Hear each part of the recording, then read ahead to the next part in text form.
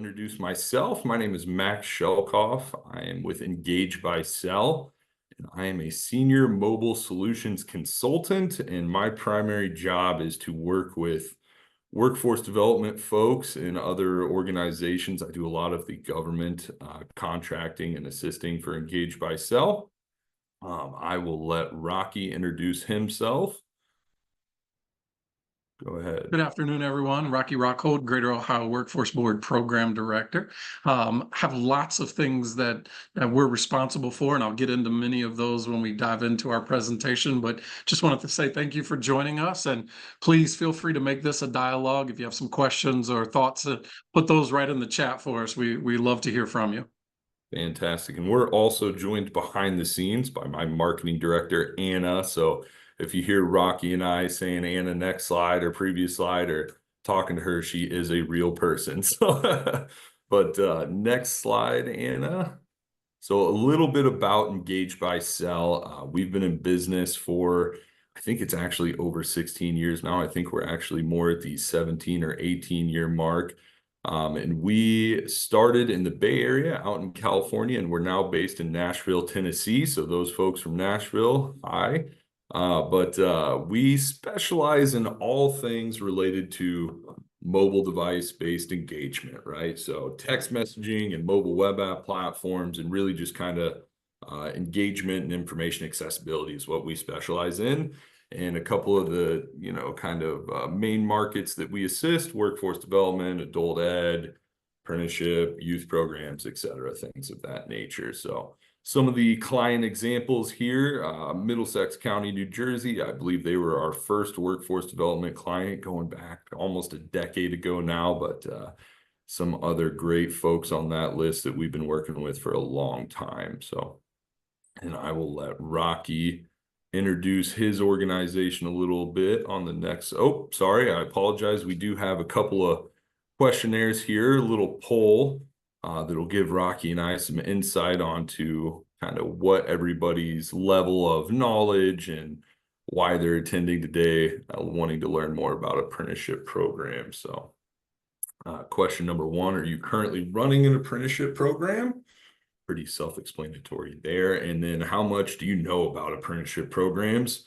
And I'll be honest with you, I would fall under the category of I don't know very much. And that's why we're here to learn more from Mr. Rockhold today. So if you want to take another 10 seconds maybe to answer those, and then we'll jump onto a little introduction of the Greater Ohio Workforce Board.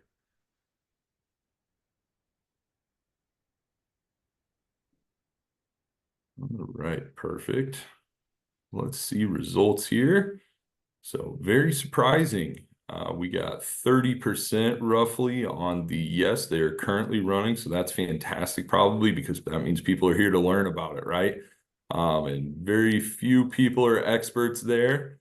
So this should be a very good educational session for everyone. And then I would say most people are probably falling into the latter half like myself. So good to know. And Rocky, I'll let you go ahead and introduce the Greater Ohio Workforce Board and discuss a little bit about what makes you a little bit different probably than a lot of the workforce boards that are out there. Fantastic. Thank you. And everyone, thank you for participating in that poll. That is certainly helpful to give us some idea. Now, that the percentage of you that said you were experts, I do expect to hear from you on here because I expect to learn a little something as well. So please feel free to throw some things in the comments and chat with us as we go about this. This is by no means me lecturing anyone on apprenticeship or other programs. It's just sharing our experiences on what we've done and how we do it. Greater Ohio Workforce Board, as the name indicates, we are in Ohio. We are one of 20 workforce boards in Ohio. One of the things that makes us unique is we represent 43 of the 88 Ohio Means Job Centers. So for those of you outside of Ohio, and there are many on this call, that's your America's Job Center. So it's branded Ohio Means Job Centers in Ohio. So if you hear me mention Ohio Means Job Center or OMJ, which we call it a lot, that's what I'm referring to. So I'll try to stay away away from acronyms. I know they are the death of us at the government, but I'll do my best to stay away from them. However, if I don't, and there's something that I'm giving an acronym for and you're not sure what it is, throw that in the chat. We'll make sure that we answer that for you. But I'll do my best to navigate away from them. Beauty of Ohio Means Jobs and the beauty of Greater Ohio Workforce Board is that if you ever saw us on a map, and I always tell people I'm going to show this and then I chicken out at the last minute, but if you ever saw Ohio on a map and we highlighted the area that we cover, it doesn't line up at all. We are all the way from Northwest Ohio all the way down to Southeast, and we circle our capital of Columbus. So we're all over the place. And people will many times look at that map and they'll say, there's just no way this works. There's just no way. And so what we found is that it absolutely works. And one of the many projects or programs that we've ventured down the path on is apprenticeships. So we're going to talk a little bit about apprenticeships. Before I do that, I always want to share with folks the reason people have that commissioners or local government wanted to be part of our group, part of Greater Ohio Workforce Board, because I think it's important to understand. So big reason number one, it's a cost savings. Because we are large, because we have 43 counties, 43 Ohio Means Job Centers, we're able to save those locals money. And what I mean by that is, as most of you know, boards are able to take 10% of their federal funding right off the top. So when it comes, board can take 10%, that's their operating cost. We actually take about 3.7%, thus pushing the rest of it back out into our locals for program dollars. So right away, if you're a smaller rural county, you're going to get more money because the formula shows, hey, this is how it works. The other reason that we love it is we can do a friendly transfer of funds. So I have Max over in County X. He doesn't have much going on. He's not doing a great job spending his funds. But I have Anna over in County A, and she's got a huge project. She has a new company that's come in, spending lots of money. We can friendly transfer money from one to the other, thus not sending money back to the feds. So that's a big deal for us. Last but not least, the Department of Labor only cares about performance from your area. So if we have Max in, again, in area X who's performing really, really well, he's going to help somebody in area B that's not performing so well. So those three reasons are why we exist at the huge level that we do and why we've been successful. I can tell you we've never sent money back to the feds as an area, not a dime. We do friendly transfers, we share, we make sure that our areas are covered, and we have never failed a performance measure. Actually, let me backtrack on that. We've only failed one performance measure ever. It was back in the 2009, 2010 time when we were obviously trying to figure out how to run stimulus programs at that time because the economy had tanked. So that's why us. So why apprenticeships? Why are we in the game of apprenticeships? Biggest reason is that we are very heavy on our board with employers, as we're required to be. However, we are much heavier than others. You're supposed to operate. We operate at about 70% of our board members are business, they're employers. Out of that, about 40% of those are manufacturing. So we run into this conversation of, hey, how do we help these folks, right? We're trying to figure that out. So we are the only board to dive into this thing in the state of Ohio and say, we're going to be board sponsored. We're going to be a sponsor for apprenticeships. Now, I'm going to tell you, this is full disclosure. I didn't even know what that meant.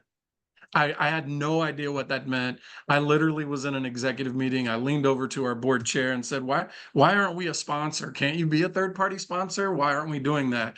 And by the time the meeting ended, he had mentioned to everybody openly that Rocky was going to figure out how our board would become a sponsor for apprenticeship and we would do it. So I didn't know anything about it. I spoke up when I should have stayed quiet, I guess.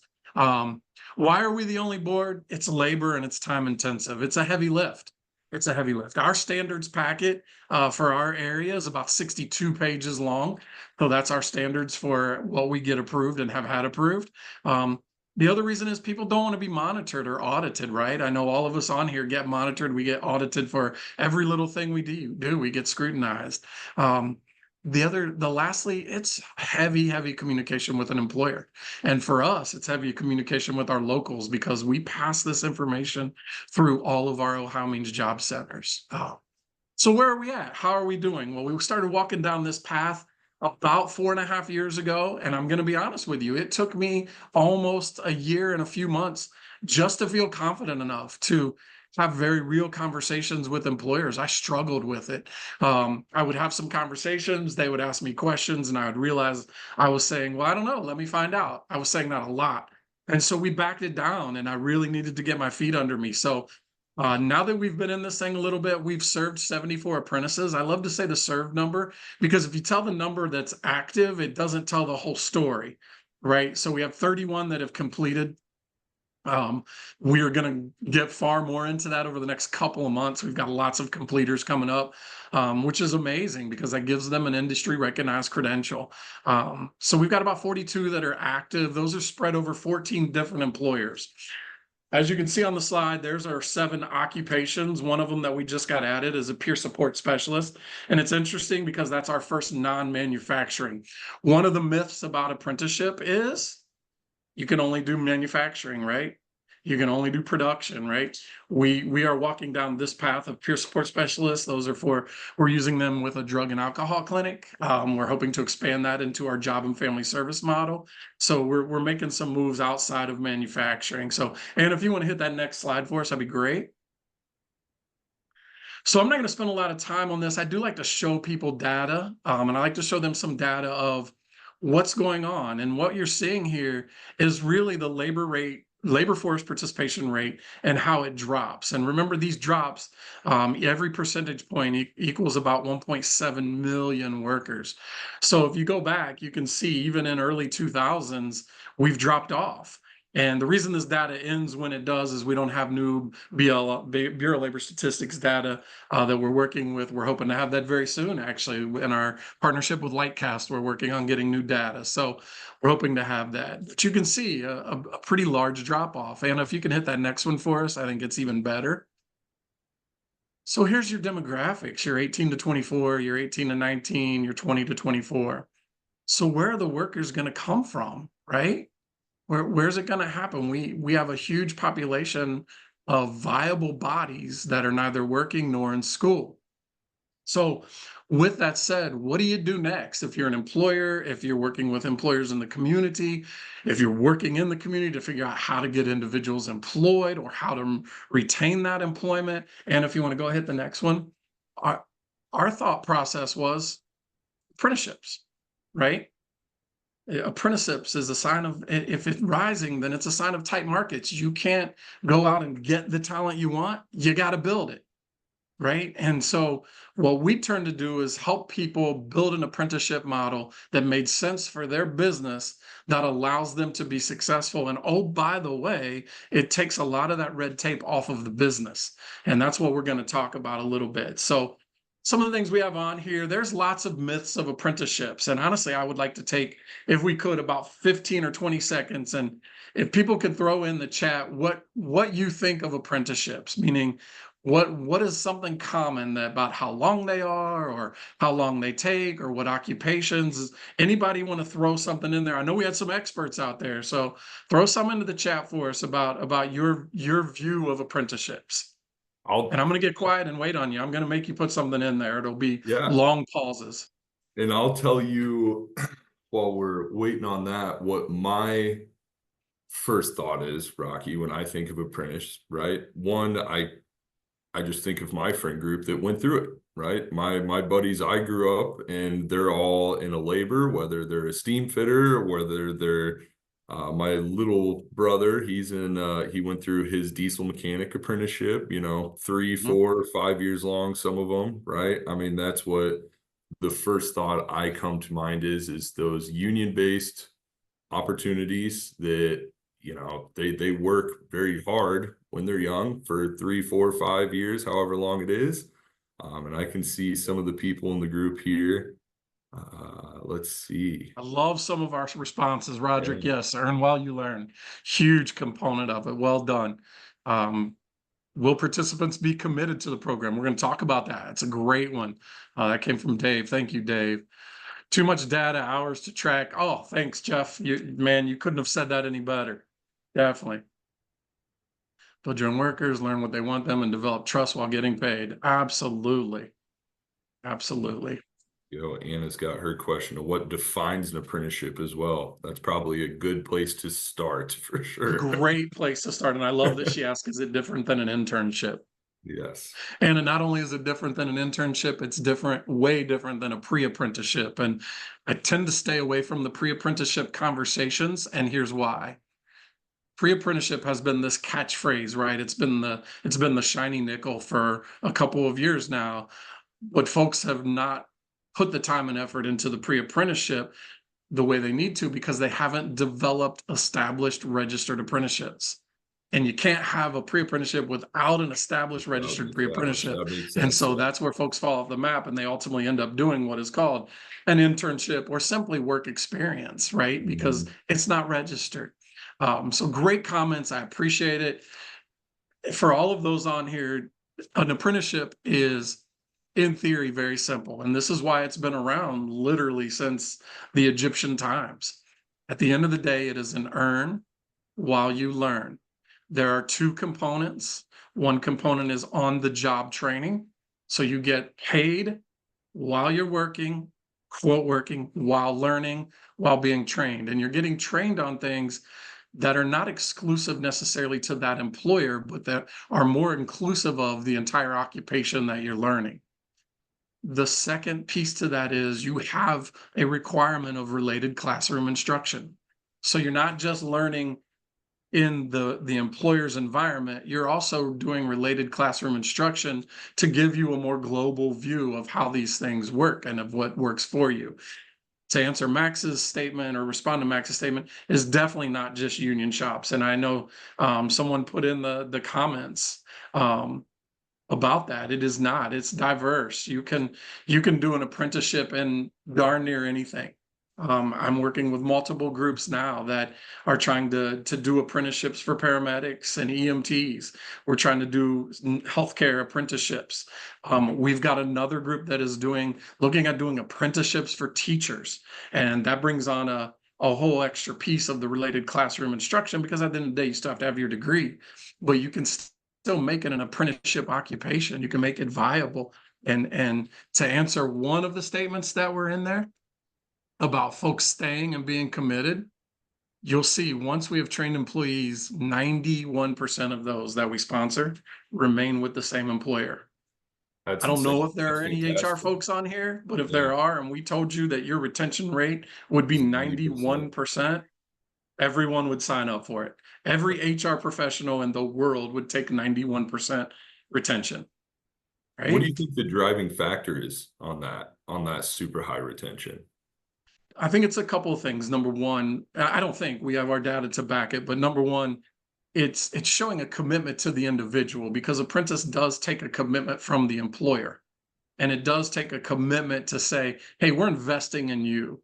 So the employer's investing in that employee and that apprentice. And so we know that's part of the reason. Second piece is the obvious, you get paid more, right? Yeah. Part of an apprenticeship model is you have to get pay increases from the employer. You don't come in at X number of dollars and stay there. You have to raise their level of pay as they're going through the apprenticeship. So in terms of what you're getting paid, it's guaranteed raises as long as you're doing what you need to do as the apprentice, right? So I think that's the biggest reason for us.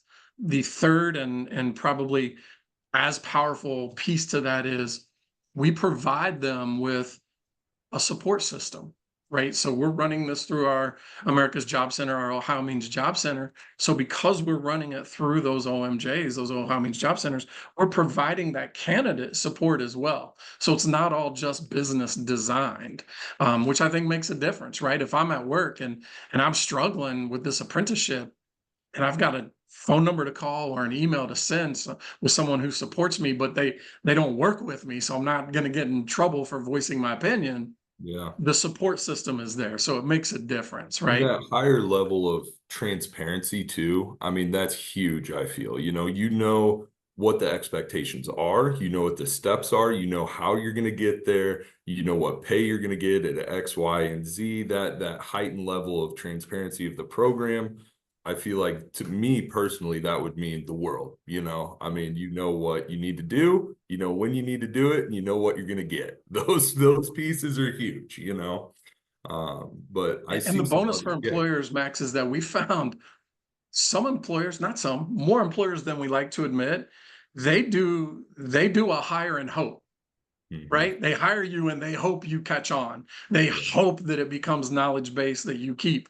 They don't have a real training plan. And so they set you over on the line with Johnny, who's been there for 50 years, thinking that Johnny's going to pass all that knowledge down when really Johnny's just doing his job. Right. He's just Right. working. So Right. aligning them with an actual mentor on the job, which is requirement of an apprenticeship, makes a difference. It for sure does. Definitely. So you're no longer hiring and hoping. You're hiring and you have a plan. You're training. Yeah.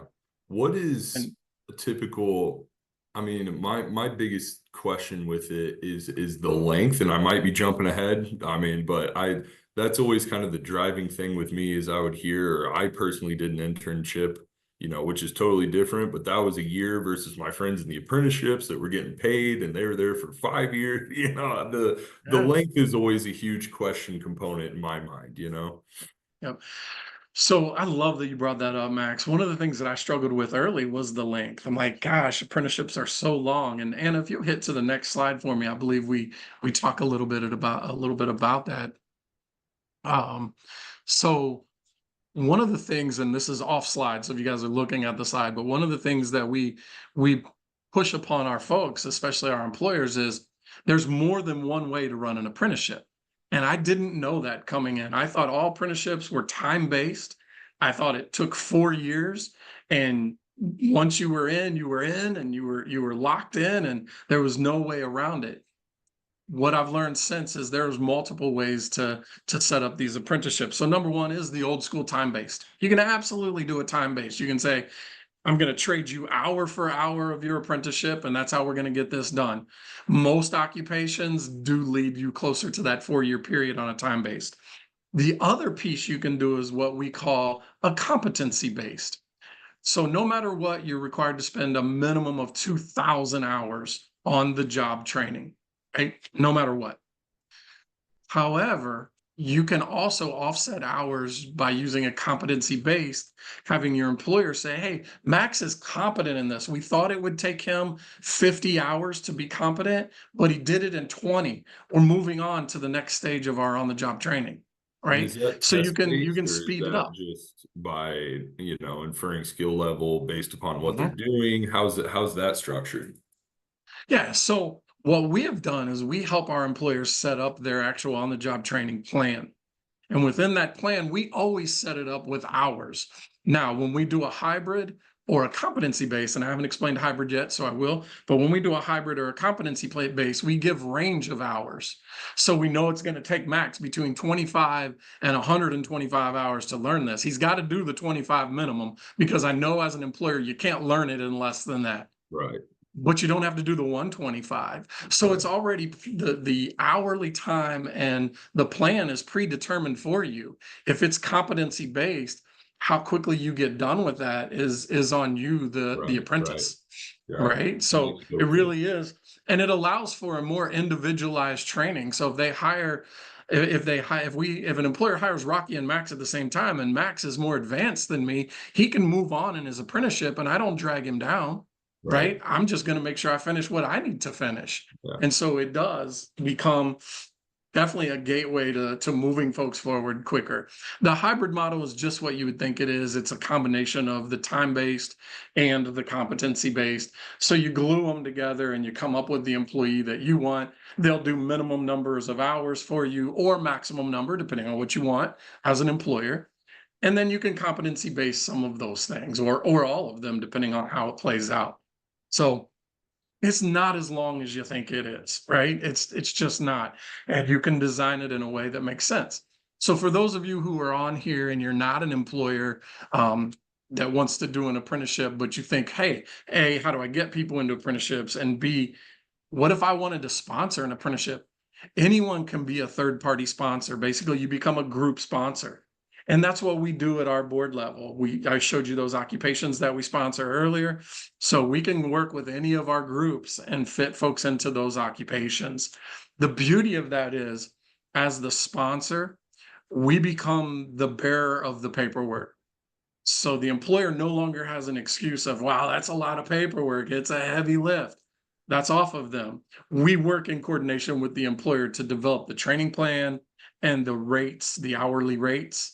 But once we've done that, we take it from there. We're the approval mechanism to move it forward to Department of Labor.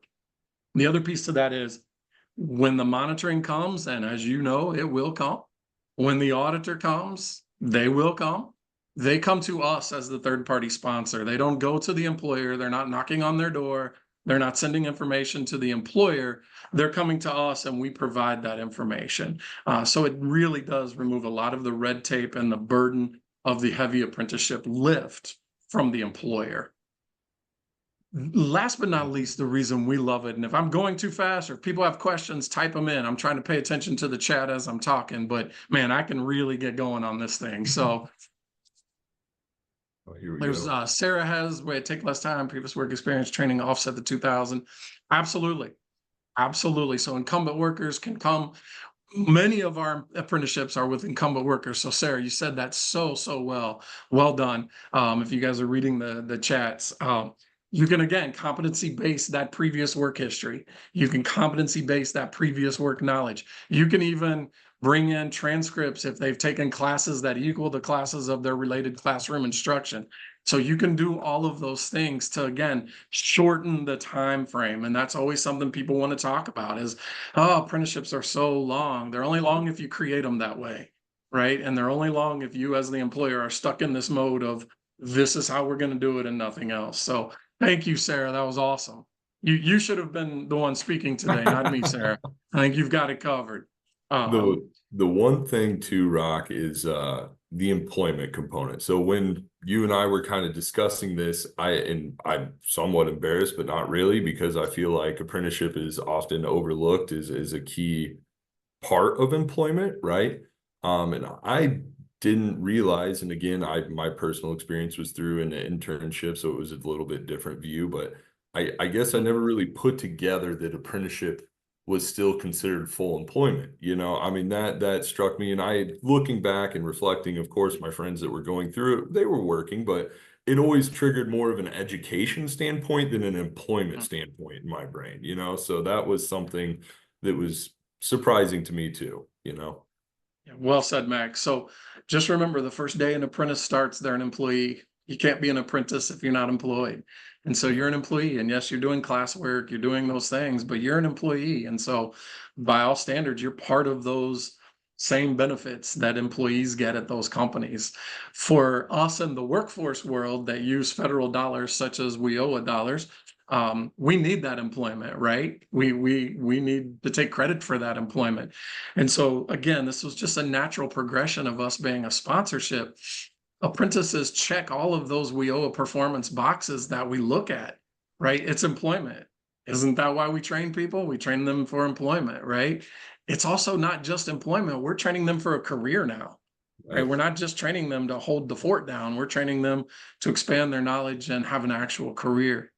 Retention, I already shared with you, 91% of our apprentices retain their employment after they're done. So they become journey folks, journey persons. They retain that employment. Do people leave business? Of course they do, right? Of course they do. If you and I were offered more money to go somewhere else and it was a good fit for us, would we walk away? Well, I think we would, right?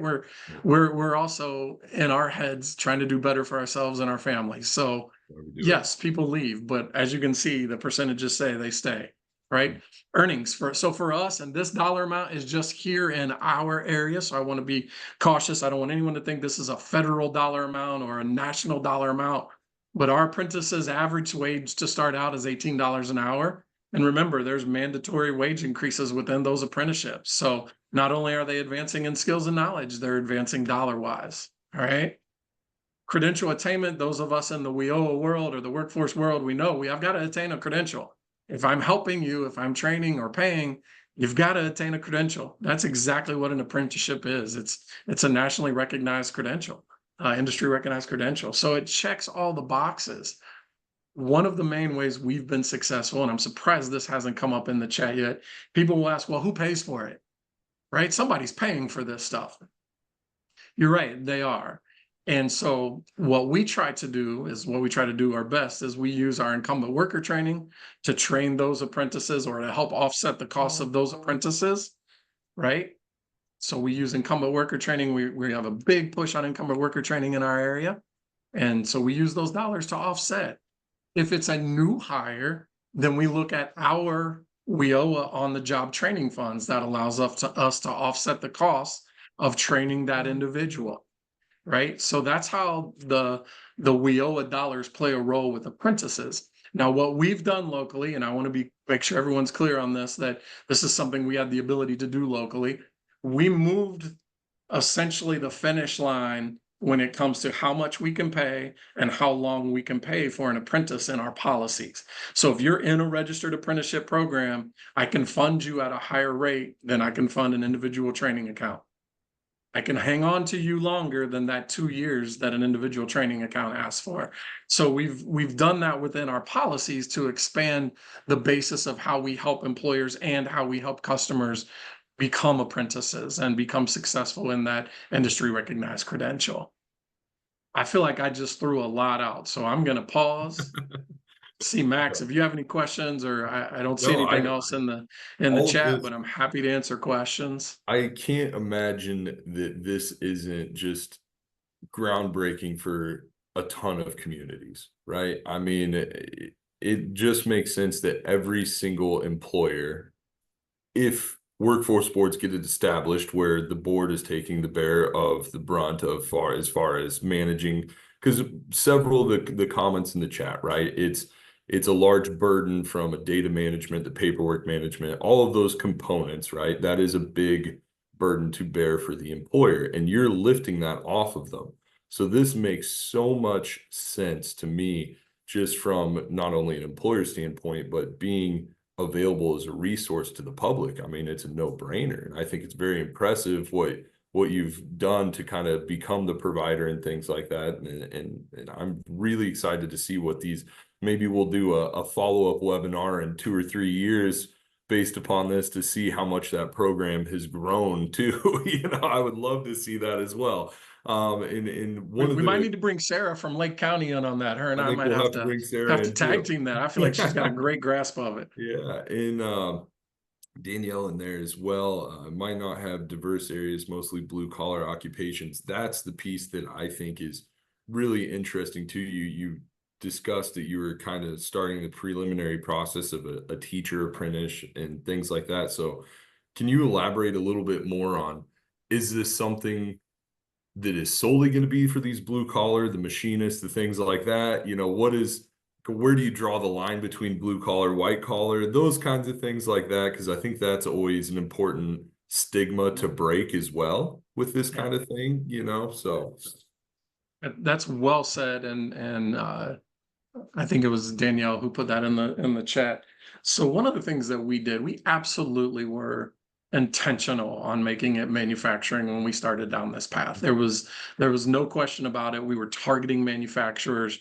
A big reason for us to do that is we had several major, and I do mean major global companies that were coming to our areas, and they were all in manufacturing. And so we were really trying to get ahead of the curve and make sure that we supported the manufacturers who were already in those communities, right? Because we know the minute a large employer comes in, the first thing they do is they pay 10 cents an hour more. Everyone bails, they go over there because they think it's going to be great. So what we wanted to do was build up those community employers before that happened. So our intent was 100% manufacturing to start. However, we have moved now down a path, getting our peer support specialist approved by Department of Labor. That's the only one in the state of Ohio that's been approved as a peer support specialist. So we're already walking that path. We've got several others in the pipeline. And one of the things that that I love is that there's no limits to this thing. If you want to establish an apprenticeship, if you want to build knowledge and skill base internally at your employment, we can figure out how to make it apprenticeable. And so, we want to make sure that it has diversity to it, both with occupations, employers, and customers. So one of the things we put in our standards packet that we communicate to all of our employers, and it was a small thing to us, but it's seemingly been a big deal as I've given presentations nationally. We put in that standards packet that you're going to work with our local Ohio Means Job Center. And now we don't specifically identify what that looks like, but what we do talk about is you're going to recruit through our OMJs. You're going to do job postings through our OMJs. We're going to become a partnership. We're going to become a real team in this process for you.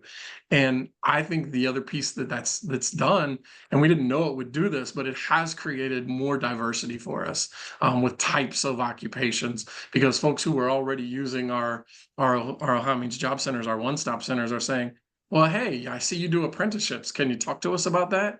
So that's where we're really moving the needle on getting this out of just being blue collar jobs. Fascinating. I love that. All right. Are there any other questions for Rocky or myself? If there are, throw them in that chat. And if there isn't any other little last touch points for you, Rocky, I'll do a quick little blurb on how Engage by Sell can potentially fit in. And then we'll have a couple of minutes there for any last questions we got. But Anna, last slide. All right. So fantastic, Rocky. Thank you very, very, very much. That was hyper informative, very well said, very insightful. And I think just to wrap it up, how can Engage by Sell potentially fit into this as well? So, right, we facilitate any workforce development needs pretty simply, right? So the two main problems that we help overcome is engagement, right? And two, information accessibility. So kind of going along with Rocky, all of these folks that are interested in apprenticeships or need to be communicated with during these internship or apprenticeships, we lead that charge by text messaging, right? So how do you connect with these folks? Let's be real. If they're a youth demographic, young, starting out in their career, or even older demographics now, they're not picking up the phone when they call. They vet it out. They're not going to listen to your voicemail. So we lead that charge with a really intuitive text messaging platform. And then mobile web apps are the information component. And I'll go into some details here real quickly. Go ahead, Anna. So texting, pretty straightforward. The kind of key component that differentiates Engage by Sells than others is the ability to mass communicate. So push out a couple clicks of a button, push out 1,000 text messages. Hey, apprenticeship program starting, things of that kind of nature. Click this link to view all the different opportunities or learn more, etc. And we've really tried to kind of peel back a couple different layers as well with inbound for mass communication. So imagine creating a call to action for your apprenticeship programs or your jobs or careers or education or training or whatever it is. We've all seen those signs before where it says text jobs to XYZ, whatever number it is, and they will automatically get the information that they need. And also simultaneously, you'll be building a database you can communicate with. And the final little key component with the text messaging provided by Engage by Sell is the one-on-one component. So Rocky and his programs have all these people in apprenticeships, or as many of the people on the call, you have a lot of people involved in your programs, whether they're seeking career, training, education, whatever it might be. And you need to have those long format one-on-one engagement conversations with them to get them the resources they need. You can easily do that through our platform. So and then the last slide for me, pretty please, Anna. Mobile web apps. We've all downloaded, I think statistically, about 60 to 70 apps on our phone. And there's something going on with native apps, right? So that's kind of the main difference I want to cover with the mobile web apps. We all have a bunch of native apps on our phone, okay? And then mobile web apps are a little bit different. They still have the functionality. So they have the look, feel, action of a native app that you'd hard download, but they're all web-based. So there is no hard download required. Okay, so that's the big component. The challenge nowadays is getting people to hard download things to their devices. We streamline that process by pairing it really well with our texting. So as you can imagine, push out a text, they click the link, up pops a mobile web app that can have all the different components of engagement you need, whether it's text, image, poll, survey, fillable forms, video, audio, etc. So they have that 24/7, 365 access to all the different resources they need throughout any of your processes. And we'll wrap it up here with any additional little questions. And there is my contact information and Rocky's contact information. And I did want to leave it open for any last minute questions anybody has. I see, do we have them in all states? Yes. Rocky, is there? Danielle from Romer asked, do we have them in all states? I'm assuming there's apprenticeship programs. I mean, WIO is federal funding that can be allocated, you know, so that's going to be. Yeah, so Danielle, they're called America's Job Centers, and they are in all states. Some of them are run by essentially one organization across regions of the state. So you have my contact information. If you want to shoot me an email, if I need to help align you with that, I'm happy to do that, or anything else. But yeah, they all of this is available across the country. Absolutely. And again, thank you, Rocky. This was a fantastic presentation. I feel much thoroughly more informed on apprenticeships and the difference and all the ins and outs and how you can fund them, start them, what you do with them. And I think you did a great job, and I appreciate your time very, very much, sir. And I appreciate everybody who joined and participated. This was a great chat. Everybody was definitely pitching in and asking questions, and we love to see that. And again, if anybody has any questions, please feel free to reach out to Rocky or myself, and we can definitely do our best to point you in the right directions and get you whatever information we can. So everybody have a great day. And just so you know, this was recorded and we will distribute it via email. So if you came in late or would like to share it with any of your colleagues, we'll get that provided over to you as soon as possible, probably by the end of the day. But have a great day, great week, everyone. Thank you for joining. Thank you, Rocky, again for your time. And yeah, good luck and go start some apprenticeship programs. I think that's the conclusion. Thanks, everyone. Yep. Bye now.